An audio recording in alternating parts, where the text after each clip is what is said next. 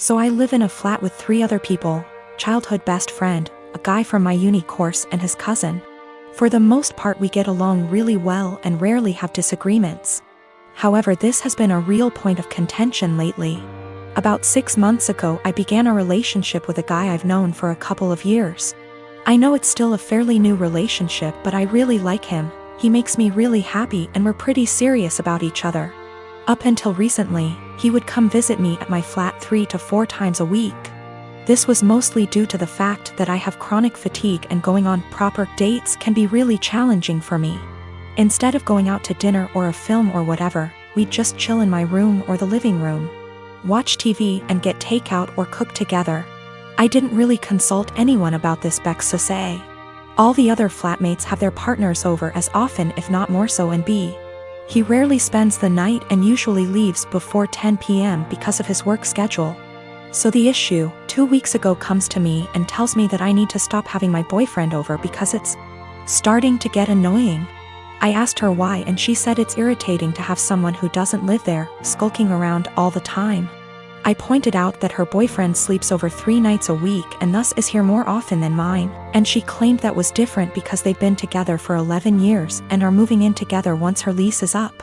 She said she's discussed it with the other flatmates and they've all agreed he needs to stop coming over or he has to chip into the rent, because it's getting ridiculous.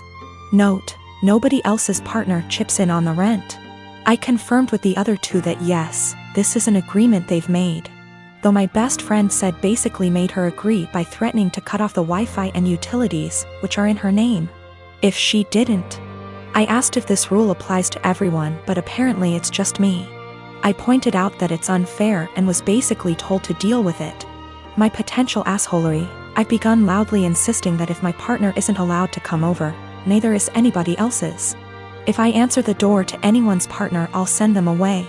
If I come home and someone's partner is there, I'll make a point to mention that I thought we weren't having partners who don't pay rent over anymore. I've asked boyfriend over and over how much rent he's paying and pretend to be affronted and make a fuss when he says he doesn't.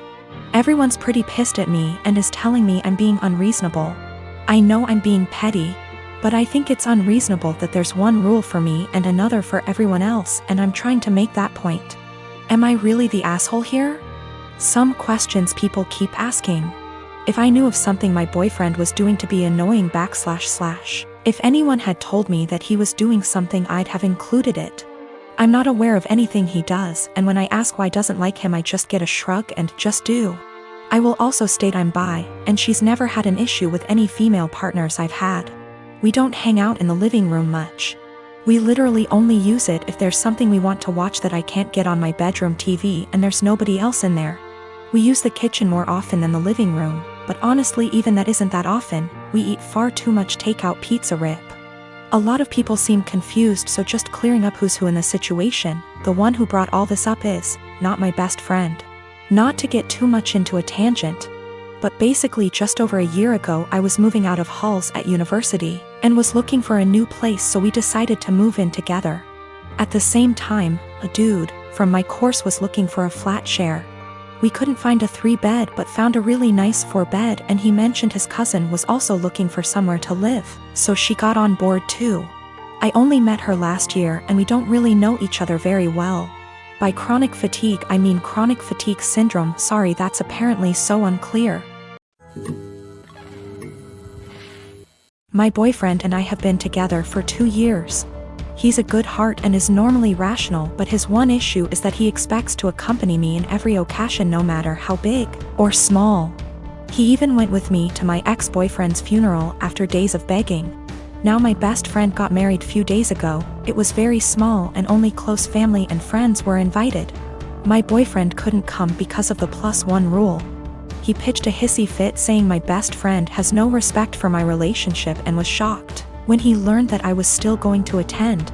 He told me that if he can't go then I'm expected to not go as well, but that is my best friend and I had to respect her rules. He gave me an ultimatum: either we go together or I stay home with him. I ended up going cause again I respected my friend's rules. He was angry with me and kept calling the entire 2-hour drive, then stopped. Later I got a text from his friend telling me my boyfriend, got into an accident and was taken to the hospital. I freaked out. He gave me the address and I had to leave the wedding and told my friends why. I was crying the entire drive home and kept calling his friend but got no response. I arrived to the hospital and asked about my boyfriend and they checked and told me he wasn't there. My anxiety reached 160% as I kept calling his friends one by one. I just went home and there he was, along with his friend. He saw me and said that he was sorry, but this was the only he can get me home after I left him alone. After the initial shock, I just blew up yelling at him about lying and making me leave my friend's wedding, and having me literally go to the hospital and freaking out cause of him. I kicked his friend out and we got into an argument. He kept talking about how much I love him, thus I left, which is my own doing, not his, and he was just trying to see if I really chose my friend's wedding over him. He then argued that my friend caused this and I shouldn't agree with her to exclude him. I said what he did was horrible and called him horrible and then went to my room. It was awful cause my friends kept calling to check in on him cause they thought he was really at the hospital. He said I overreacted and that I yelled at the wrong person. He has a history of mental health issues but got better the past few months. He also had a recent death in his family which really affected his health generally. I am 18 years old male, I'm a high school senior and proposal season is currently in full swing. I was in my AP Chem class when suddenly an entourage of people entered my classroom with a disabled girl. She has cerebral palsy, that I know. I first saw the posters and the bouquet of flowers she was holding and thought, "Aww, that's sweet of her." Then they revealed the posters and I read my name and was completely taken aback. I literally almost had a anxiety attack. I didn't know what to say at all and the entire class was cheering and people even started filming. I was straight up frozen for a minute and I could feel myself burning up with embarrassment. Of course I wanted to say no, but since it was so public and everyone was waiting for me to say yes, I did and hugged her. Everyone clapped including the teacher and I was mortified. One of my buddies asked me if I was okay. Afterwards, since apparently I looked like I was gonna burst into tears, and I told him I literally did not expect that at all, and I didn't want to say yes. He suggested that I go find her after school or something and explain that to her and I agreed. Now, this girl is really nice. We had a class together last year and sat next to each other for a majority of it and talked quite a lot. I would say we were friends then, but we haven't spoken more than 2 times this school year, so we've definitely drifted apart. That's why I was completely shocked when she sprung the prom asking on me. Usually, people have their friends make sure that the other is at least aware before doing the asking to prevent situations like this. I was contemplating if I should just bite the bullet and go with her, but decided I just couldn't because it is my senior year prom and I was already starting to plan my asking. There's this girl that I've liked for a couple of months now and I recently heard from my friends that she likes me back, so I was gonna ask her. So I ended up going to the special ed classroom after school where I found her and asked if I could speak to her outside. I told her everything and how I really appreciated the gesture. But I was already planning on asking my crush to prom and she was crushed. She started crying really loudly and asked me why I couldn't have just said no, and I said that I didn't want to embarrass the two of us in front of all those people.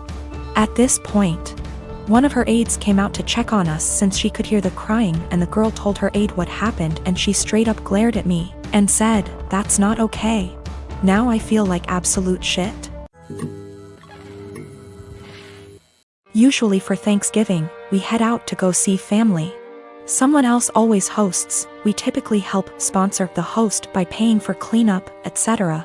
Our home is just too small to host the 30+ folks who typically show up through the day. This year that's obviously not happening. Other than us talking about not doing the usual, Thanksgiving didn't come up until yesterday. My kids have the week off from online school, and I was doing a puzzle with them before dinner when my husband walks in after work and says, "So did we get a turkey?" I looked at him and said, "Well, I know I didn't." "Did you?" He stared at me blankly and said, "No." "What do you mean? Do we need to get one still? Is it being delivered?" I shrugged and said, "I don't know nothing about no turkey."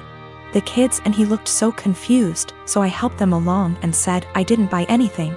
I didn't plan anything. No one said anything to me about Thanksgiving. Nobody offered to help meal plan, cook anything, do anything. He blew up yelling at me about how I should have obviously known. I said, why? I've literally never planned or made a Thanksgiving dinner in my life. The most I've ever done was help clean up or maybe peel the potato. I asked him why didn't he plan anything, why didn't the kids plan anything? Why is everyone waiting until the last minute and dumping it on me? He just sputtered and yelled and stormed off to his office and left me with the kids. We all had dinner, the kids cleaned up, and I was relaxing with some wine and a book after they all went to bed. My husband tore into me about how he can't believe I left this all to the last minute. Now there will be no Thanksgiving. How could I be heartbroken to do this to the kids, etc. So I just looked at him and said, why didn't you plan? Why did you wait to the last minute to ask me? He told me I was being